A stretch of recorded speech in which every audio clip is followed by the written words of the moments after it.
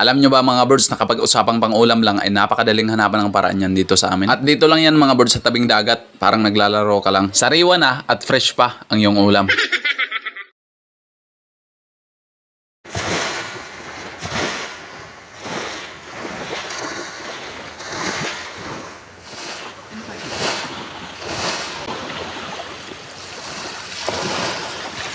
Charan!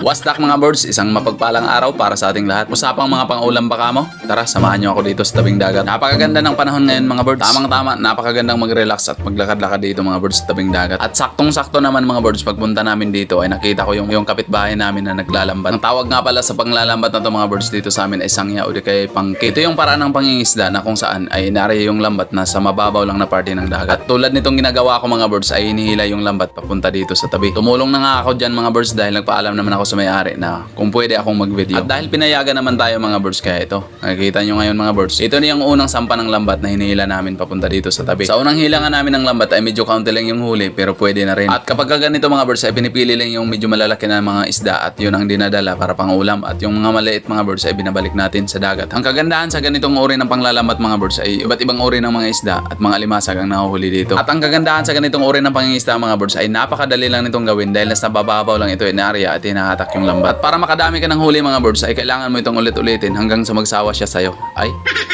At ito na nga pala mga birds yung ikalawang hatak namin ng lambat. Napakasimple na nga nitong gawin mga birds at parang naglalaro ka lang hanggang sa malaman mo na ikaw na pala yung pinaglalaroan. Ay.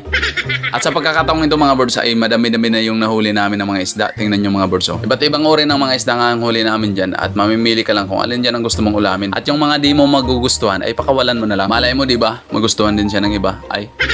Isa talaga to mga birds sa pinakagusto kong gawing content mula noon. Ginagawa namin to noon mga birds sa mga kasamahan ko, catch and cook at ganitong uri ng panglalambat mga birds. At napakasaya, napakasagana at nakakabusog talaga dahil napakasarap ng mga huling isda. At nagbabalak nga ako mga birds na gawin to sa mga susunod na araw kahit abang-abang lang mga birds sa mga content natin ay isa to sa mga gagawin natin sa ating mga vlog. May nahuli pa nga kami dito mga birds na isdang tikong o di kay butite pero ito ang uri ng butite na nakakain mga birds. Pero para sa safety ng lahat, huwag mong subukan kung di ka sigurado. Mga expert lang ang kumakain yan at gumagawa niyan. Sa ngayon ay papakawalan ko lang muna sila mga birds para mas lalo pa silang dumami.